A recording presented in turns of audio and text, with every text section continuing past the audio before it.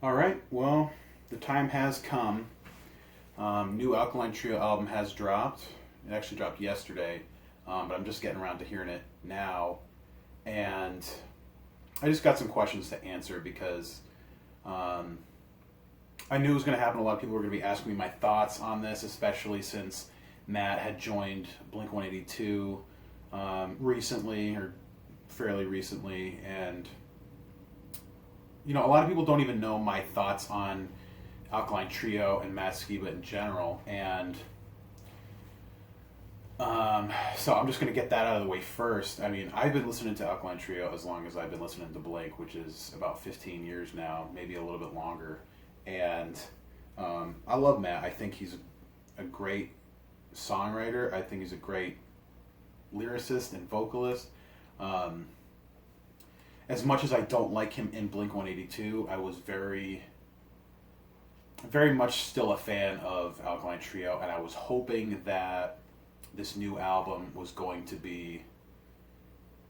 I was hoping it was still going to sound like Alkaline Trio, and granted, I'm not the biggest fan of the band. The first couple albums, as much as a lot of Alkaline Trio fans love them, they don't quite resonate with me as much. My favorite is Good Morning.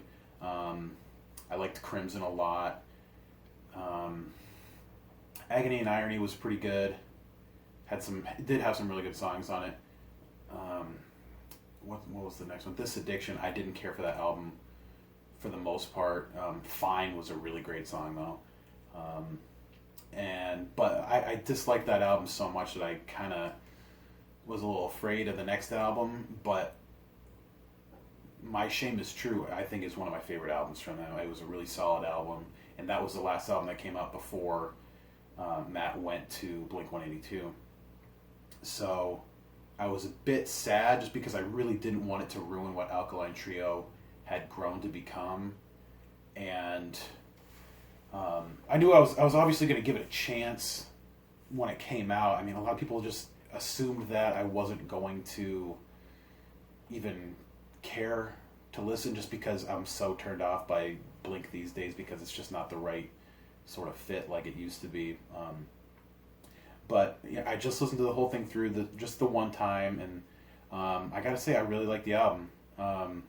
It still sounds like Alkaline Trio to me. It definitely sounds similar to My Shame Is True. It's got a really great flow to the album. There's some fast songs, some slower songs. You could definitely tell what songs were written by Dan and what songs were written by Matt. Dan's a great songwriter, better than Matt is, and his voice is very unique. I like that a lot.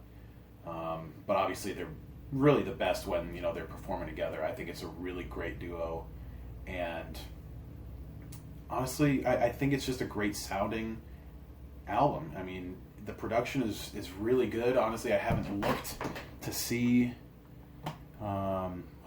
who had produced it and mixed it. Let me look real quick, just because I'm curious. Producer Cameron Webb. I don't know that name. So he's done some stuff with Motorhead, some stuff with Hawthorne Heights, which is interesting. Pennywise, Alkaline Trio, very recently, obviously. NoFX, Zebrahead. I'm not a huge fan of them, but Megadeth. So it's definitely got a pretty good range of stuff on here. Did some Strung Out, Clay Aiken. Oh, he did some editing on that, but yeah, I mean, I think that the production was really good. I think just the mix in general, it's just a very good sounding album. The bass really shines a lot, which these days I'm really appreciating. I just like a really nice full sounding album. That's something that I strive for in my own music, and I really appreciate it when an album sounds just nice and full, and that's definitely the case here. No real songs stuck out to me that much. Heart Attacks was good. Blackbird was cool. think it was Demon in Division was another one that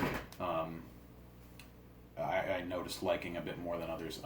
But yeah, front to back, I thought it was a solid release. I'll definitely be checking it out more, and I definitely think that the future of Alkaline Trio is safe. I don't think that Blink is going to ruin Alkaline Trio. It's definitely slowed it down a bit. I think the last album came out 5 years ago, which is a bit sad. But they were always a bit slower of a band anyway. There was always at least a couple years between albums. So I mean, what's another couple more, I guess. But anyway, it's not a disappointment. It's definitely a good listen. Definitely worth checking out. And yeah, I think it's cool. I definitely think Matt should stick with Alkaline Trio. I don't think he is the guy for Blink, and that's just my personal thoughts.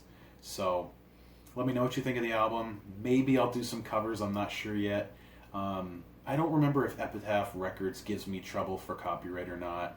But then again, most of these songs aren't super exciting for guitar. There was a couple parts where I thought were pretty cool, and maybe Matt having to learn some of Tom's guitar parts from Blink maybe influenced him a little bit in that aspect. It's maybe a bit of a stretch, but it's possible. But yeah, we'll see. Thanks for watching, and I'll see you guys later.